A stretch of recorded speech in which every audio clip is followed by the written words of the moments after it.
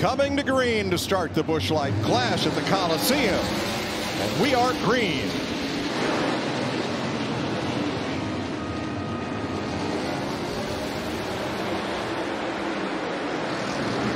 Boy, Reddick with a good drive off on the outside. No advantage there. Kyle Busch roughs him up just a little bit.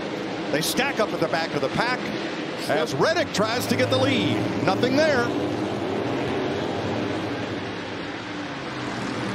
Kyle Busch the leader. Reddick drops in. Then Haley, Logano, and Suarez. Byron to the inside on the 14. That battle for 6th place. Kyle Busch pushed up in turn 1, and Tyler Reddick got inside. Let's see if he can maximize that inside lane. Kyle Busch isn't a guy that's just going to give it away, but early in this thing, 150 laps on this short track. Gotta be patient early in this race. Single file back through 8th. Then Michael McDowell battling Austin Dillon and Cole Custer. Ricky Stenhouse has spun at turn 4. Meanwhile, Denny Hamlin was circulating in the high groove off pace. I think he was overheating. I saw water pushing up out of it.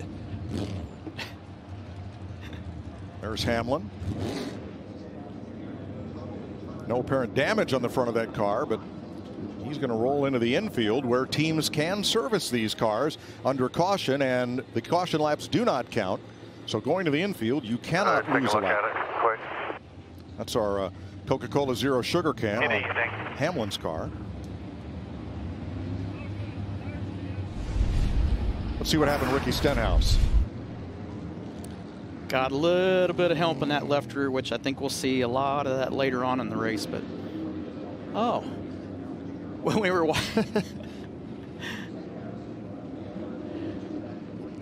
might have been oil. Something was coming out of that right front fender well. You can see. And now Tyler Reddick is down on the apron.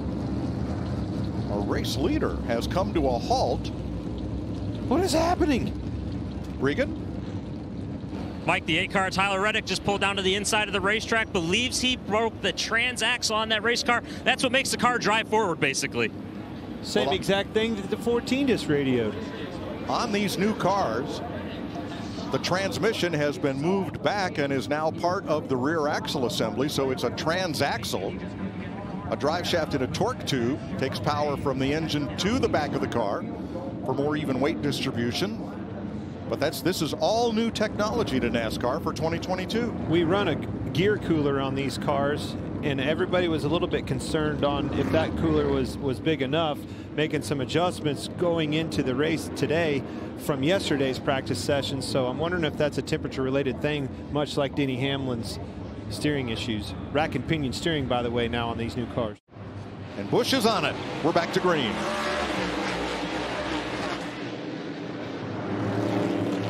Kyle Busch is going to try and give the field the goodbye look right here.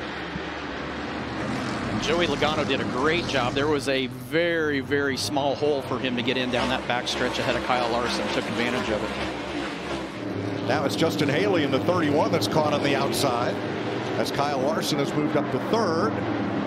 Now Haley gets down. Daniel Suarez on the outside now against the 43 of Eric Jones.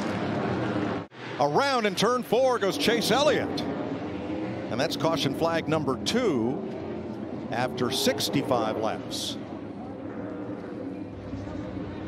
Coming off turn 2, he and Ryan Blaney were battling for 7th place.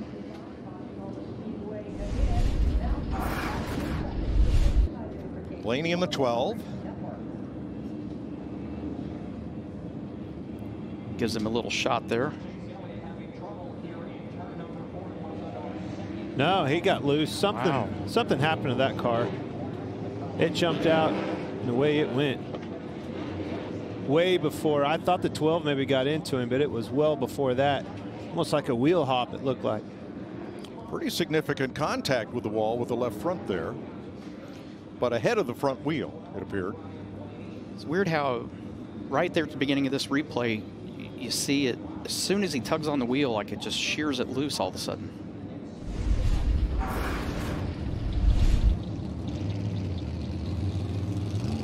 He's running him down, Tony. I really see the fact that we said it earlier. Joey Logano could just get in the corner a lot farther, carry a lot more momentum, roll in the middle still, and leaving really low. That's dangerous if you're Kyle Busch. I think the key to that is exactly what you said. The center of the corner is the key point of this. He can get in the corner because it turns so good in the center. Oh, he gave him a shot. Big shot. Keep digging here inside. By himself 3. And Logano goes to the front. Kyle Busch to second. Let's see if he gets around back to it. Staying in the front. Kyle's going to let him have it. And the caution is out. Calm. Timing is everything. We are midway in the Busch Light Clash at the Coliseum. Want to see that again? Absolutely. Full car length back on the interior 3. Big shot. I'm coming in. I think that's well played, to be honest. What a lot of fun we've had. I'm still trying to figure out whether it's Kyle Busch or Joey Logano that has to check himself before he wrecks himself in these final 75 laps.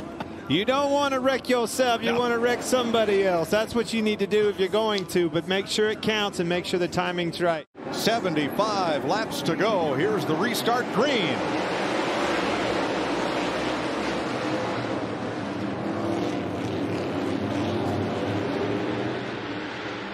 Back into the bottom, 1 off 24. Front 4, single file right away. Logano to the bottom, inside William Byron, who pushed up the racetrack. Second place the battle. Might have pushed up because of the 22 car. Exactly how I saw it. 12 cars got trouble here on the bottom of the racetrack. Ryan Blaney off pace to the inside. Will try to make the sharp turn into the pit lane. Caution is out. Not safe to make that turn under green.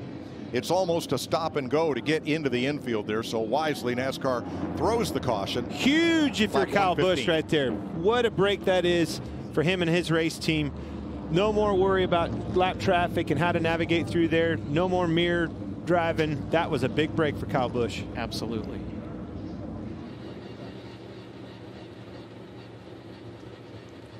Let's have a look at Eric Jones in the 43 and Ryan Blaney in the 12 here.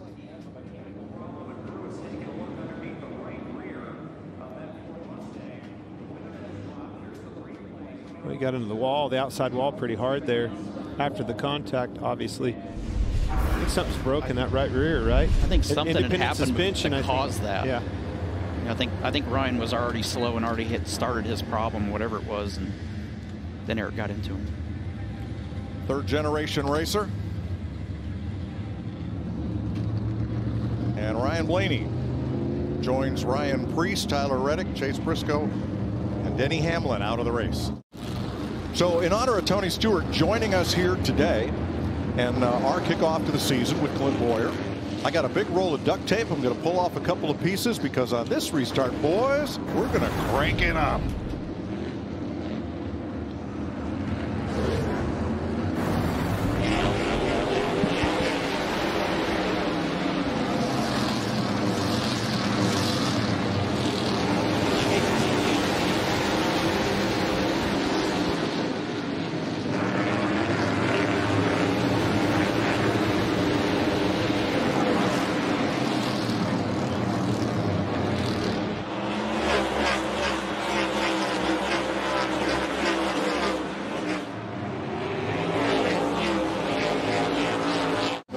May be racing for the checkers. Well, what you're wanting to try to do is get in position to him. If you can get slightly ahead of him, crowd him down, he gets loose underneath of you, that's how you advance the position. And Kyle Busch knows that, and here they come to the Geico restart zone, and Busch fires off half a car length lead going into one, and Logano evens that up. Kyle Larson looked to the bottom, nothing there. Haley gets in line, gets a boot from Byron. Still side by side for the lead. And into the wall goes Haley. Caution is out. As you don't see that very often. Haley and Larson had repeated contact racing for third. Larson didn't like him getting under him. He hit him in the rear, knocked him up out of the track, got under him. and he destroyed the left front of Haley's car. Sure did. It's my fault.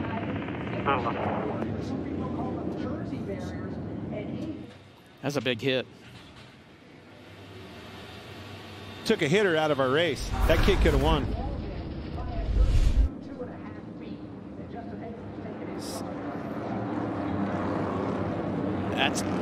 This is exactly what we talked about earlier. It wasn't necessarily started with him. It started with the car behind him. He got in line.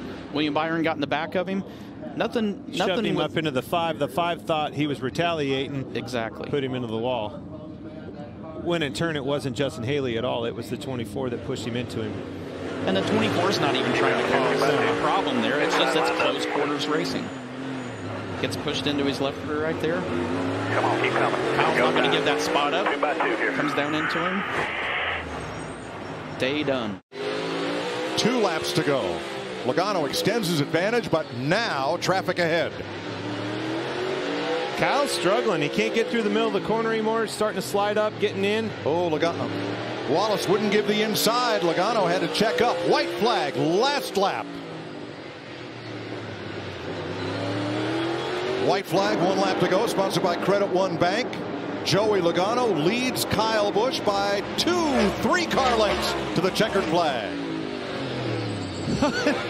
Michael McDowell. Martin Truex after the race. Take the checkered. Wow, holy cow. Well, they were on their last lap still. I guess that's right. Great work, man. Awesome. Burn it down, Logano. Big win right there. LA Coliseum, Tony. Doesn't get any bigger than this right now. It's Joey Logano's 2nd win in the Clash and his 14th appearance. He went to victory lane in 2017 and becomes the Clash's only repeat winner in the last 8 years. Yeah, great burnout.